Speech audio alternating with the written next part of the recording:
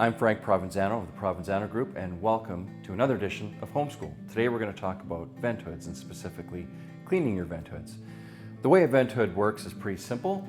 It's basically a fan that vents the grease and steam and food particles that you generate when you're cooking up and out of the house.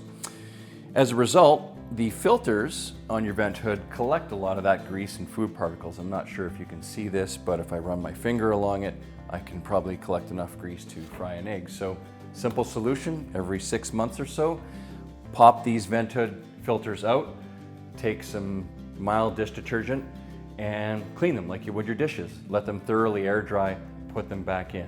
If you have a recirculating vent hood, where it circulates the air back into your house through a charcoal filter, those charcoal filters can't be cleaned. They need to be replaced every 6 months or so.